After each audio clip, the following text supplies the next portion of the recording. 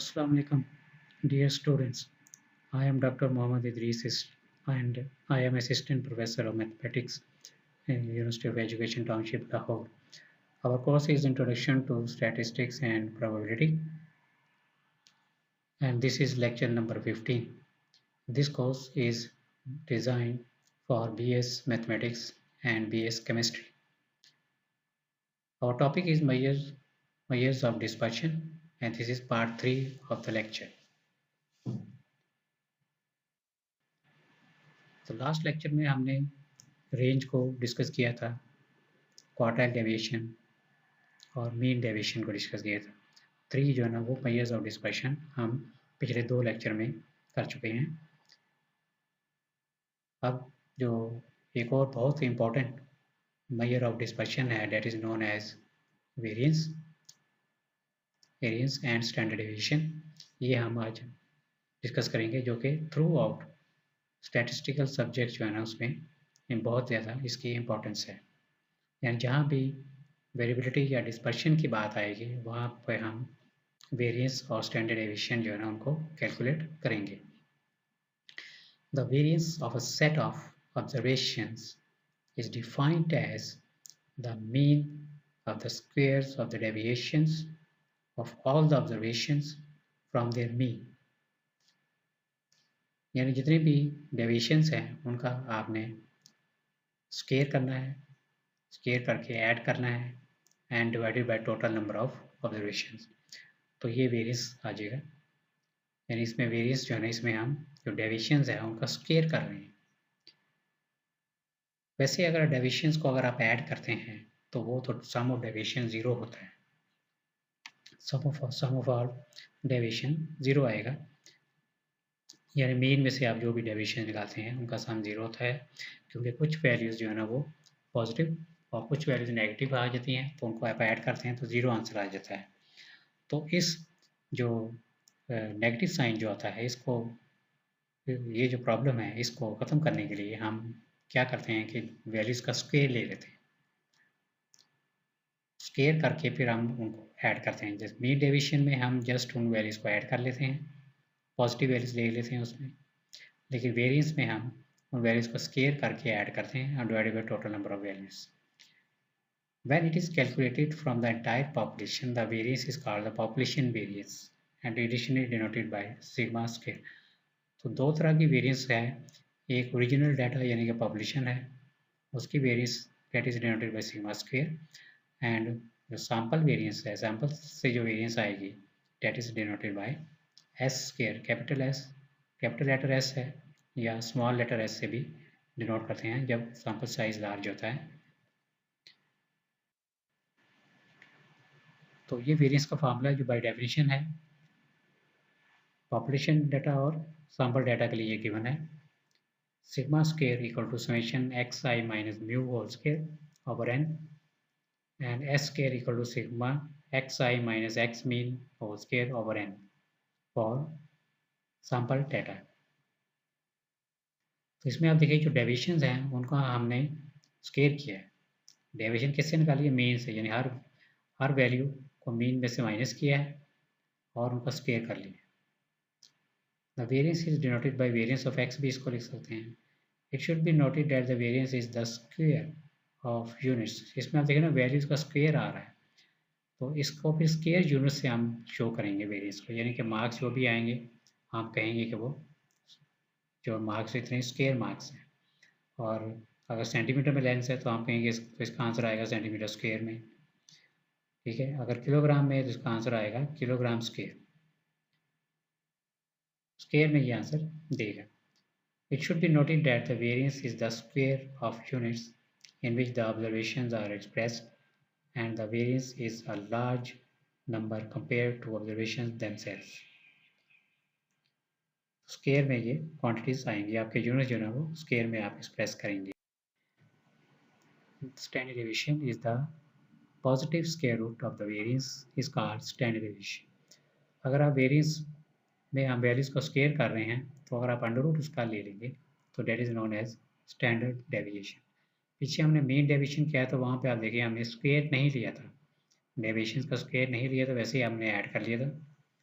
तो यहाँ पे हमने क्योंकि स्केल लिया है खुद, तो जाहिर है फिर हमें अंडर रूट भी लेना पड़ेगा डेविएशन निकालने के लिए। तो स्केल लेके हम अंडर रूट ले लेंगे, that known as standard deviation. तो दो तरह की स्टैंडर्ड डेविएशन, एक सिग्मा है और एक एस है। सिग्मा फॉर पॉपुलेशन और एस जो है ना वो सैंपल डाटा के लिए। अगर फ्रीक्वेंसी गिवन है तो फ्रीक्वेंसी मल्टीप्लाई हो जाएगी डेविएशन के साथ, वो आ जाएगा आपके पास वेरिएंस। और अगर आप अंडर रूट उसका ले लेंगे तो स्टैंडर्ड डेविएशन आ जाएगी। यानी x1 x2 x के वैल्यूज़ हैं, x1 की फ्रीक्वेंसी f1 है, x के जो है उसकी फ्रीक्वेंसी f k है। Then formula will be summation f I x I minus x mean whole square over n। n यहाँ पे टोटल फ्रीक्वेंसी है, यानी कि f1 plus f2 plus fk। तो स्टैंडर्ड डेविएशन ये भी एब्सोल्यूट मेजर है, ठीक है, यानी इसका जो आंसर आएगा वो उसी unit relative major. Relative measure of standard deviation यानी कि क्या इसका कोफिशिएंट होगा। Relative measure of standard deviation is defined as coefficient of standard deviation is equal to standard deviation divided by mean। Mean से हम इसको कंपेयर करें, जैसे कि मीन डेविएशन में भी हमने ये किया था कि mean deviation divided by mean कर दिया था, या mean deviation divided by median किया था, तो हमारे पास कोफिशिएंट आ गया था मीन डेविएशन का। Similarly coefficient of standard deviation is standard deviation divided by mean.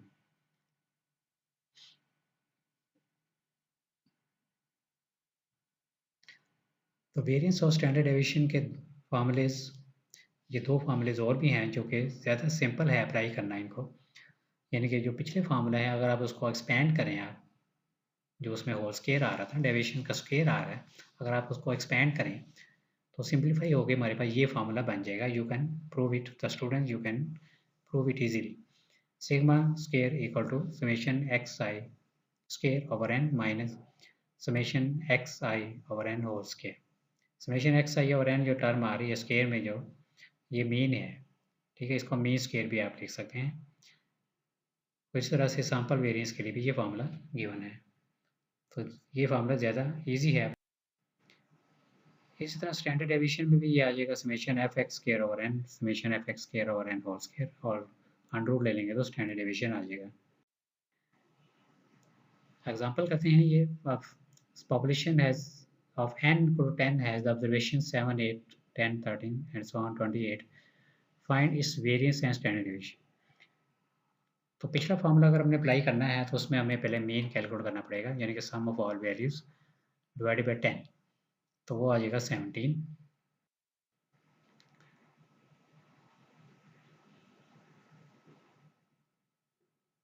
और ये जो वैल्यूज़ है इसको इस फॉर्म में लिख लिया, डेविएशंस कैलकुलेट किए हैं, डेविएशन फ्रॉम मीन, मीन पहले हमने कैलकुलेट करना है फिर उसको माइनस करेंगे, और जो मीन वैल्यूज उनका स्केल ले लिया है, ठीक है, क्योंकि फार्मूला जो है पहला जो फार्मूला उसमें हमने पढ़ा है उसमें x I minus mu whole square है, और जो दूसरा फार्मूला है उसमें एक्स आई स्केयर आ रहा है, इसलिए ये भी कैलकुलेट कर लिए। दूसरा फार्मूला हम यहाँ पे अप्लाई करेंगे, जो लास्ट कॉलम गिवन है इसमें जो सेकंड फार्मूला है वो अप्लाई करेंगे, यानी कि हर वैल्यू का स्केयर किया गया है, 7 square, 8 square, 10 square, 13 square, 14 square, ये सारी वैल्यूज़ का स्केयर यहाँ पे किया गया है।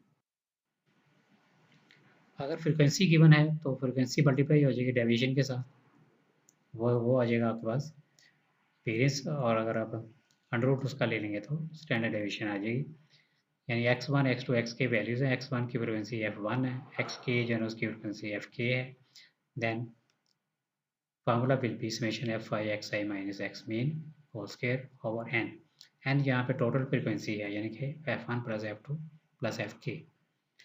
तो स्टैंडर्ड डेविएशन ये भी एब्सोल्यूट मेजर है, ठीक है, यानी इसका जो आंसर आएगा वो उसी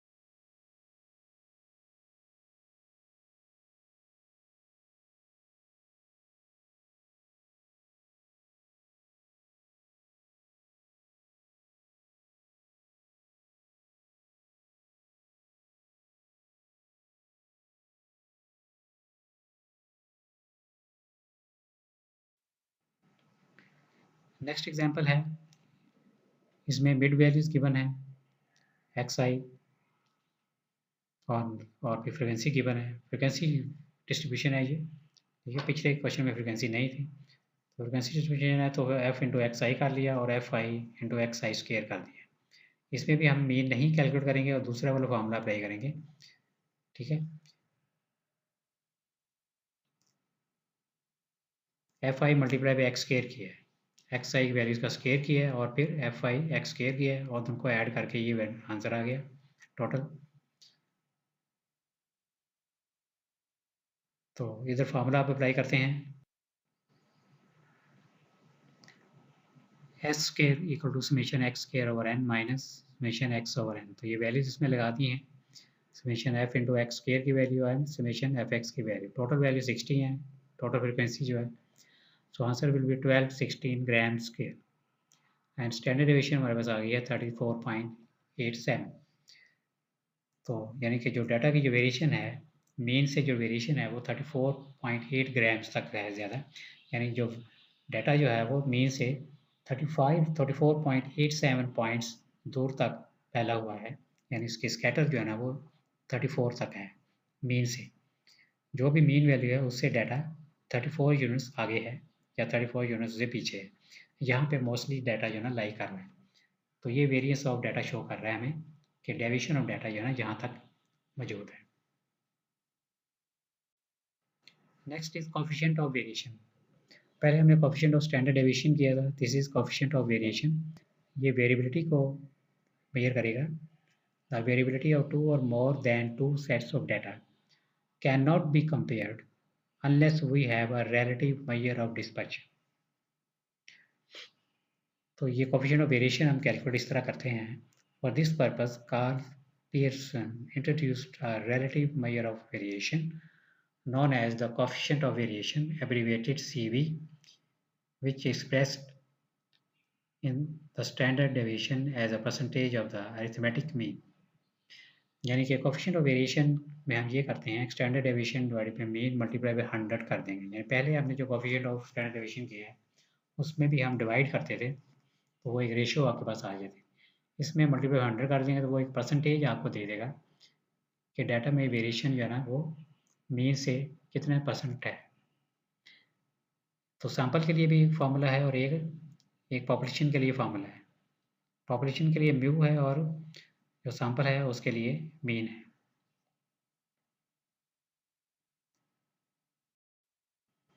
coefficient of variation, as the coefficient of variation is a pure number आ जाएगा ना, ये आपके पास एक परसेंटेज आ जाएगी, with is a pure number without units. It is therefore used to compare the variation in two or more data sets and are measured in different units. The coefficient of variation is also used to compare the performance of two candidates or two players given their scores in various papers or games। यानी कि एक student है, उसने एक exam दिया फिर एक और एग्ज़ाम दिया है, तो उनकी उनकी उसकी परफॉर्मेंस आप दोनों एग्ज़ाम में चेक कर सकते हैं। और एक तरह प्लेयर है, उसकी भी आप डिफरेंट गेम्स में परफॉर्मेंस चेक कर सकते हैं कि कितनी इसकी परफॉर्मेंस जो है वो अच्छी रही है या कि बुरी रही है। The smaller the coefficient of variation the more the consistent is the performance. यानी जितनी वो कोफिशिएंट ऑफ वेरिएशन स्मॉल होगा उतने ही वो प्लेयर कंसिस्टेंट होगा या स्टूडेंट के मार्क्स कंसिस्टेंट होंगे, ठीक है, स्टूडेंट्स की परफॉर्मेंस जो है ना वो बेटर होगी। अगर कोफिशिएंट ऑफ वेरिएशन ज़्यादा आ रहा है इट मीन्स कि उसकी परफॉर्मेंस अच्छी नहीं है, यानी कि उसकी जो वैल्यूज़ है उसकी जो मार्क्स हैं उसमें डिफरेंस ज़्यादा आ रहा है, ठीक है, कभी कम मार्क्स हैं कभी ज़्यादा मार्क्स हैं, इस तरह से उसके मार्क्स आ रहे हैं, तो वो कंसिस्टेंट नहीं है, ठीक है। तो कंसिस्टेंसी चेक करने के लिए भी हम कोफिशिएंट ऑफ वेरिएशन कैलकुलेट करते हैं। Using the coefficient of variation determine whether or not there is greater variation among the prices of certain similar commodities given and among the life in hours under test। यानी prices हैं इसमें given है in rupees 8, 13, 18, 23 और 33। इसमें हम variation देखेंगे कि prices की वेरिएशन क्या है, कम वेरिएशन आ रही है या ज़्यादा वेरिएशन आ रही है। और लाइफ इन आवर्स यानी कि उनकी जो है ना लाइफ जो है ना क्या है, जो भी कमोडिटीज़ हैं एक की 130 है, 150 आवर्स लाइफ है उनकी 180। तो इन दोनों क्वांटिटीज़ को हम कंपेयर करते हैं bye calculating the coefficient of variation. दोनों सेट्स ऑफ डाटा का हम कोफिशिएंट ऑफ वेरिएशन कैलकुलेट करते हैं। So we have to compute the mean and the standard deviation for each set, that the corresponding coefficient of variation can be obtained.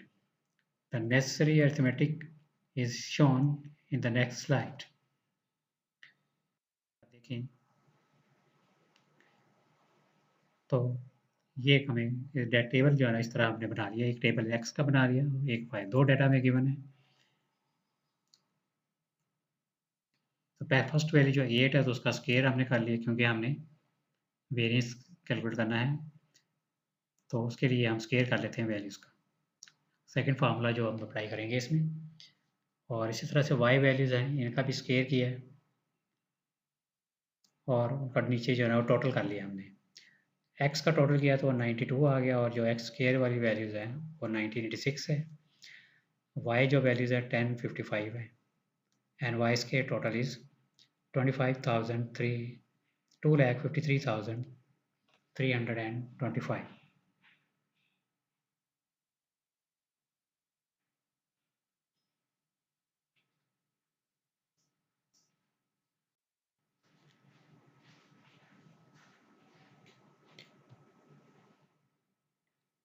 हाँ जी, ये देखिए यहाँ price of commodities, x main इसका ये हमने निकाला है, और स्टैंडर्ड डेविएशन इसकी ये फॉर्मूला है summation X square over N minus summation X over N.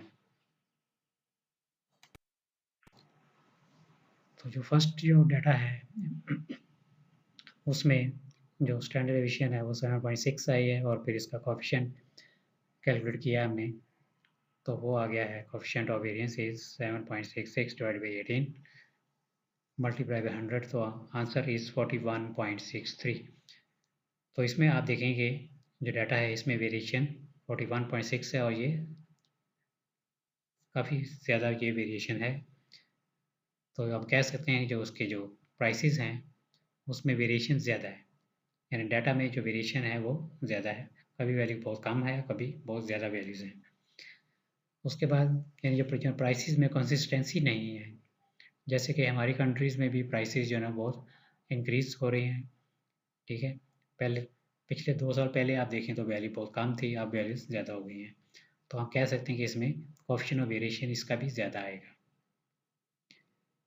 Second जो सेट है उसमें अब लाइफ इन आवर्स है वो गिवन है हमें, उसकी जो स्टैंडर्ड डेविएशन है 78.38 आ रहा है, और जो कोएफिशिएंट ऑफ वेरिएशन है 78.38 divided by 211। 211 is the mean, तो मीन से इसको डिवाइड किया तो answer will B 37.15।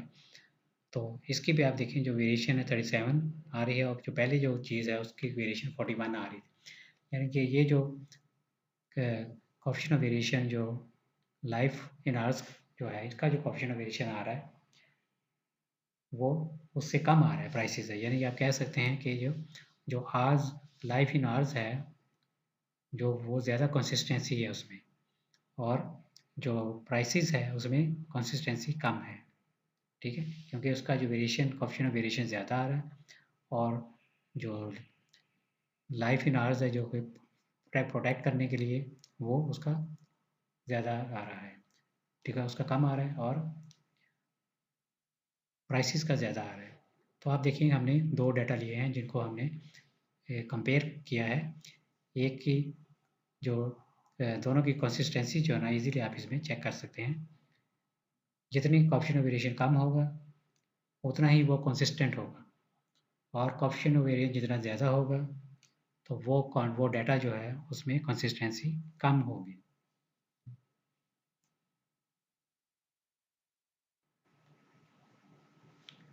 We see that the coefficient of variation for the prices of commodities X is larger than for the life in hours, यानी वही बात कि इसके जो प्राइसेस में ज़्यादा है और उसमें कम है, इट मीन्स के जो लाइफ इन आवर्स है उसमें कंसिस्टेंसी ज़्यादा है।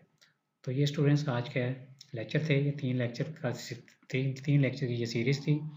part 1, part 2, part 3 images of dispersion. Okay, Allah Hafiz.